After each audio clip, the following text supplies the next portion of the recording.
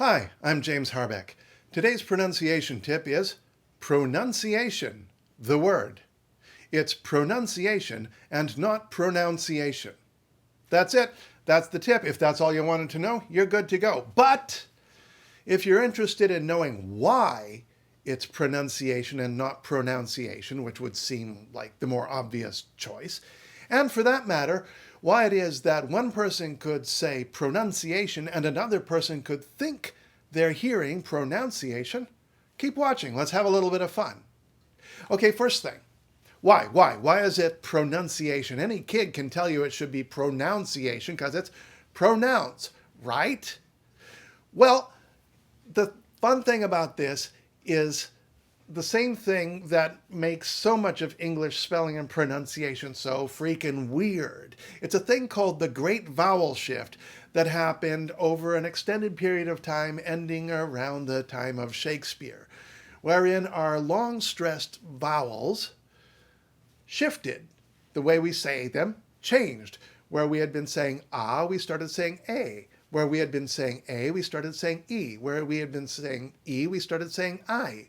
And where we had been saying oo, we started saying ow. So, for instance, hoose became house, moose became mouse. Now, it's important to note that this shift didn't happen at equal paces everywhere, and it wasn't completed to the same extent everywhere. So, for instance, in some parts of Scotland, the oo to ow thing never really happened, as you might have noticed. So, now, pronounce and pronunciation, and other words like denounce and denunciation, came from nuntio, a Latin root. And so in English, originally it was pronunce, by way of French. You understand Latin to French to English, pronunce, and pronunciation. Makes perfect sense. Pronunce, pronunciation. Denunce, denunciation. But the great vowel shift hit. So pronunce became pronouns. And pronunciation, because the stress there, the long vowel there was the a, became pronunciation. And then over time that became pronunciation, and that u shifted to a, became the schwa, the relaxed central vowel. But it didn't shift everywhere.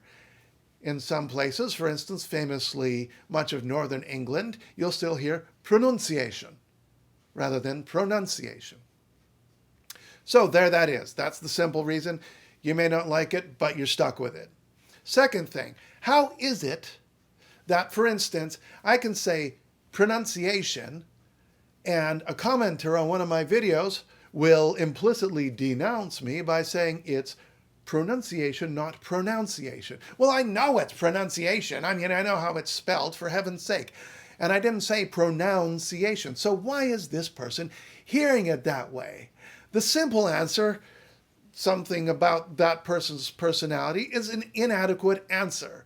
You're not just going to randomly hear vowels the wrong way. No, it's something much more interesting that gets to the root of a lot of fun things in English, called categorical perception.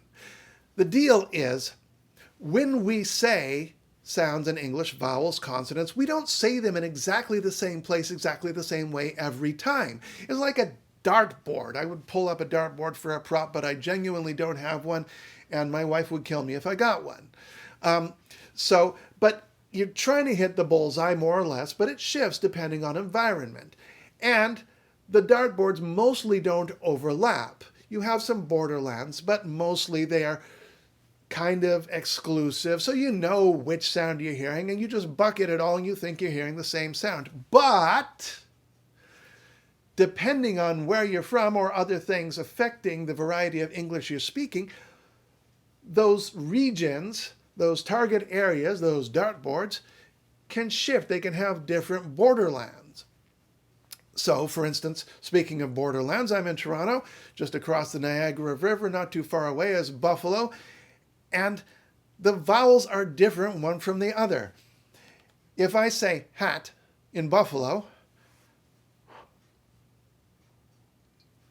they're going to hear what a Torontonian would expect to hear as hot.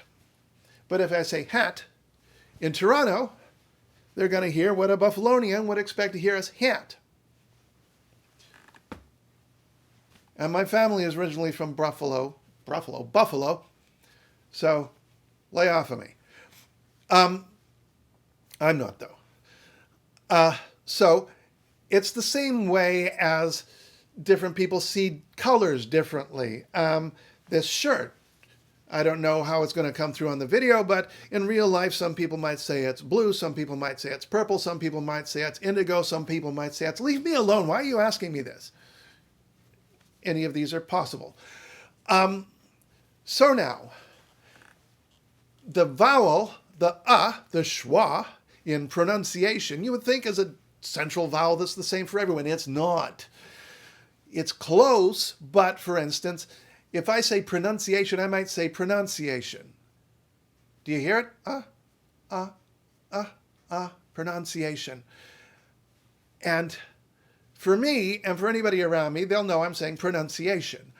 But in the same way as when I say my name Harbeck, a lot of people think I'm saying Harback because it's just this borderland case that sounds like it's on the other side of the boundary to them. They might hear it as pronunciation, which in that reduced environment might sound like a reduced ow. So pronunciation, if you say it really quickly, pronunciation.